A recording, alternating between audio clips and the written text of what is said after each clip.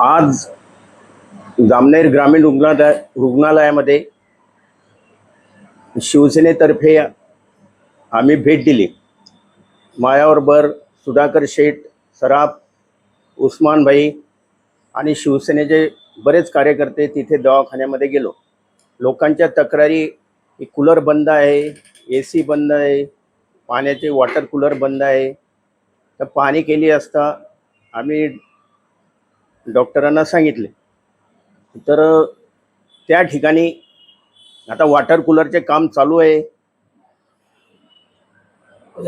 Cooler cooler cooler आणि कूलरचेही काम चालू आहे. याच्या अगोदर बंद होते. शासनाकडे डॉक्टरांनी मागणी केलेली आहे, पण निधी अभावी ते काम होत नाही. तरी आमची तालुका शिवसेनेतर्फे सरकारकडे विनंती आहे की जामनेर ग्रामीण रुग्णालयाला भरपूर निधी द्यावा, हीच आमची मागणी. बोला. आमच्या जामनेर तालुक्याचे या महाराष्ट्राचे मंत्री गिरीश भाऊ महाजन यांच्या गावात ही परिस्थिती अशी आहे, तर बाकी ठिकाणी काय परिस्थिती अशी. तर आम्ही म्हणणार की आम्ही भाऊला सांगतोय की तुम्ही कुंभमेळ्यात एवढा खर्च करताय, त्याला थोडं ग्रामीण रुग्णालय जामनेर शहराच्या लोकांना काहीतरी न्याय द्या आणि त्याची सुविधा करा. लोकांना गरम होतं, चाळीस चौरीचे तापमान आहे. लोकांना खिचड्या पाण्याच्या बाटल्याने कूलर पाणी टाकावं लागतं. हो, आणि त्या लोकांना हवा खावं लागते. तिकडे AC पण आहे, कूलर पण आहे. आम्ही पेपर आलेली बातमी पाहून डॉक्टर चंद्रा यांना भेटलो, त्यांना माहिती दिली. त्यांनी आम्हाला आश्वासन दिलं म्हणे मागणी केलेली आहे. मग मागणी करीत जाईल का? तात्काळ मंजूर झालं म्हणा का मग? आपले मंत्री साहेबांना बोला ना तुम्ही. आमची एकच प्रमाणिक इच्छा आहे की या मंत्री साहेबांना आमच्या लवकर लक्ष देऊन आपलं ग्रामीण रुग्णालय स्वच्छ आणि सुंदर बनावं. जामनेर शहर सुंदर, रुग्णालय सुंदर. तिथे रोड पहा, मले पहा, भुलावा असं करू नये.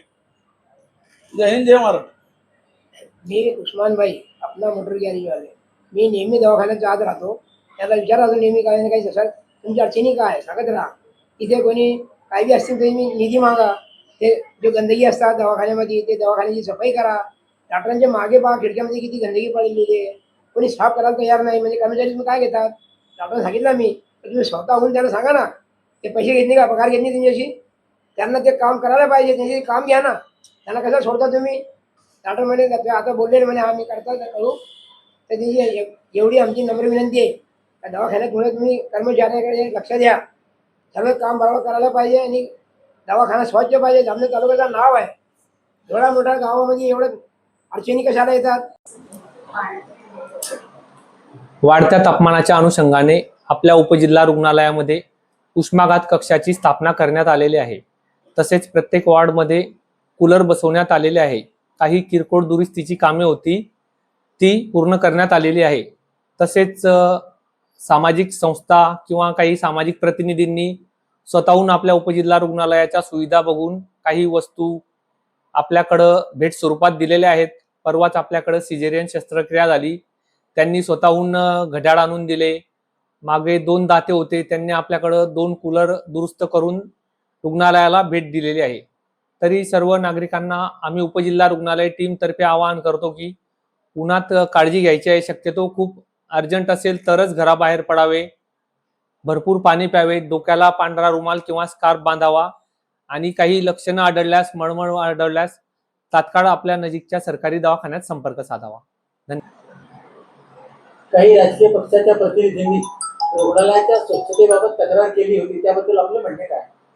हो, बरोबर आहे सर. स्वच्छतेबाबत काही प्रतिनिधी मला भेटून गेले, त्यांनी तक्रार व्यक्त केली होती. पण आपल्या उपजिल्हा रुग्णालयामध्ये सर दररोज जवळपास 500 ते 600 रुग्ण बाह्य रुग्ण विभागात येत असतात. त्यातले 20-25 रुग्ण दररोज ऍडमिट होत असतात.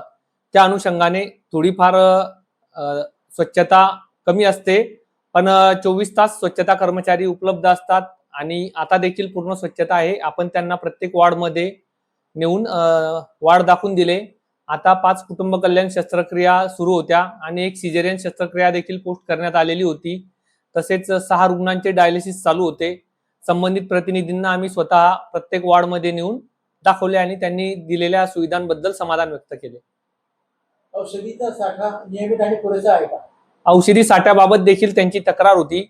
त्यांची आम्ही औषध निर्माता अधिकाऱ्यांसोबत भेट घालून दिली. आपल्याकडं गव्हर्नमेंटचं ई औषधी पोर्टल आहे सर, त्यात आपण दररोज मागणी करतो. जेवढी अत्यावश्यक औषधी आहेत तेवढी सर्व औषधी शासनाकडनं पुरवण्यात आलेली आहे. मध्यंतरी काही काळाआधी कप सिरपचा थोड्या प्रमाणात तुटवडा होता, पण मागील आठवड्यात 25,000 कप सिरप शासनाकडून उपलब्ध करून देण्यात आलेले आहेत. ज्यांना आवश्यक आहेत त्यांना कप सिरप देखील देण्यात येते. अत्यावश्यक औषधी परिपूर्ण आहेत आणि दैनंदिन साठा अपडेट होत असतो.